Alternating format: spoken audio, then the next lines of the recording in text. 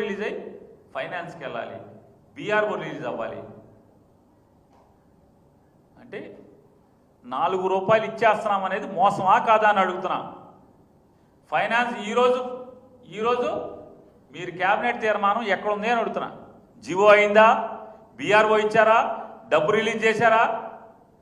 ఏ రైతు అకౌంట్లో అన్నా 4 పైసలన్నా జమ అయినాయా అని అడుగుతున్నా.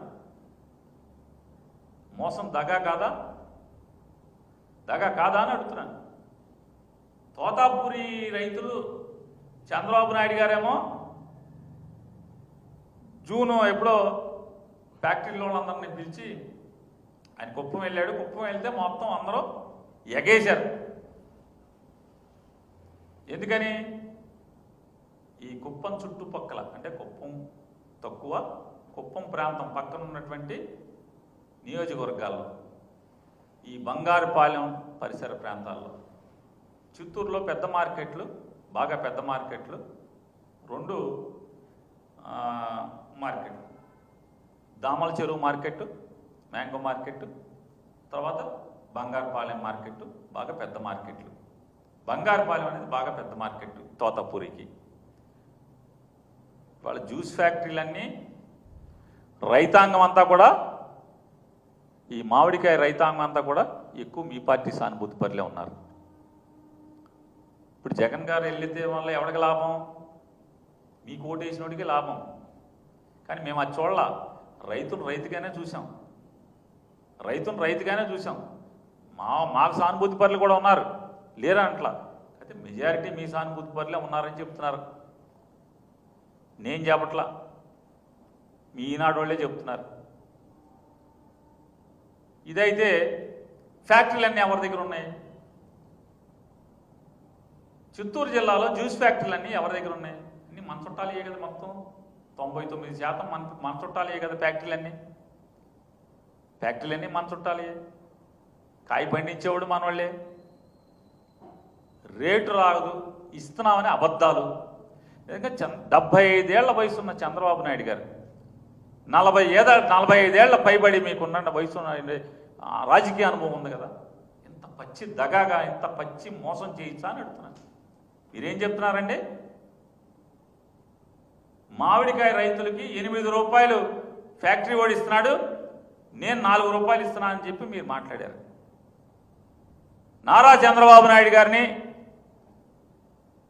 లేదా వ్యవసాయ శాఖ మంత్రిని లేదా అంటే జగన్ గారిని తిడతమే పనిగా ఉన్నటువంటి వ్యవసాయం గురించి, రైతు గురించి పట్టుకోకుండా జగన్ గారి గురించే పట్టించుకునేటువంటి ఈ రాష్ట్ర విచిత్ర వ్యవసాయ శాఖ మంత్రిని, అట్లాగే సీజ్ ద షిప్ మంత్రి ఒక ఆయన ఉన్నాడు, ఆయన్ని కానీ జగన్ గారిని తిడతాకు వచ్చేవాళ్ళ గురించి చెప్తున్నాను. అట్లాగే రెవెన్యూ శాఖ మంత్రి, రెవెన్యూ విషయాలు తప్పితే జగన్ గారి విషయాలు మాత్రమే మాట్లాడేటువంటి ఈ రాష్ట్ర రెవెన్యూ శాఖ మంత్రి తిరుపతి జిల్లాకి ఇన్ఛార్జ్ మినిస్టర్ అనుకుంటా. మీ నలుగురిని నేను ఛాలెంజ్ చేస్తున్నాను. ఎవడికన్నా ఒక్కడికి 4 పైసలు వేశారా మీరు? ఏ రైతు కన్నా జగన్ గారు వచ్చే వరకు 4 రూపాయలు మించి ఎవడికన్నా మీరు డబ్బులు అంటే ఫ్యాక్టరీ దగ్గర ఇప్పించారా? 4 రూపాయలు దాటి 4 పైసలు ఎవరికన్నా ఇప్పించారా అని అడుగుతున్నాను. అంటే రేటు కట్టం, డబ్బులు ఇప్పిస్తామంటే రేటు కట్టం. ఈ ఫ్యాక్టరీ వాడు ఎప్పుడు ఇస్తాడో భగవంతుడికి ఎరుక రేటు డబ్బులు. ర్యాంపుల దగ్గర ఎంత ఇప్పిస్తున్నారు? 2 రూపాయలు కదా. 2 రూపాయలు క్యాష్కి ర్యాంపుల దగ్గర కొంటున్నారు. 2 రూపాయలు క్యాష్కి ర్యాంపుల దగ్గర కొంటున్నారు జగన్ గారు వచ్చేంత వరకు. జ్యూస్ ఫ్యాక్టరీలో 4 రూపాయలు కడుతున్నారు రేటు. 4 రూపాయలు జ్యూస్ ఫ్యాక్టరీలో, 2 రూపాయలు ప్రైవేట్ ర్యాంపుల్లో. మరి ఎవరికి ఇప్పిస్తున్నారు? 8 రూపాయలు అని చెప్తున్నారు మీరు. నేను ఇంకోటి కూడా చెప్తున్నాను, ఒకళ్ళ మారి కన్నీరు కాలుస్తున్నారు మీరు, ముసలి కన్నీరు కాలుస్తున్నారు మీరు. జగన్మోహన్ రెడ్డి గారు బంగారుపాలెంలోని తోతాపురి పరిసర ప్రాంతాలు, తోతాపురి రైతుల్ని, మామిడి రైతుల్ని పలకరిస్తాకి వెళ్తుంటే, వాళ్ళకి ధైర్యం చెప్పటానికి వెళ్తుంటే, తను వెళ్తాం ద్వారా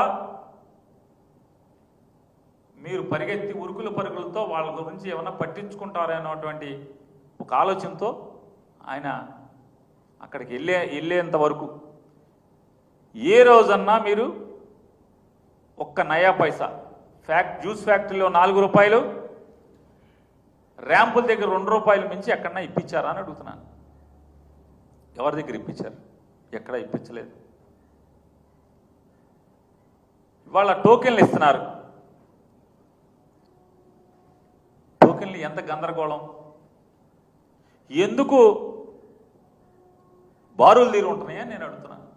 4 కిలోమీటర్లు, 5 కిలోమీటర్లు, ఆఖరికి తమిళనాడు బోర్డర్లో కూడా లారీలు క్యూ ఎందుకు ఉంటుంది? ఆంధ్ర నుంచి మొదలెడితే తమిళనాడు సరిహద్దుల్లో కూడా వెళ్ళిపోయి తమిళనాడు వరకు ఎందుకు లారీలు క్యూ కట్టి ఉంటున్నాయి? ఎందుకు కొంటలేదు? కాయి తీయటాకేమో 5 కూలీలు కావాలా? 5 కూలీలకి ఇవాళ ఎంత ఉంది?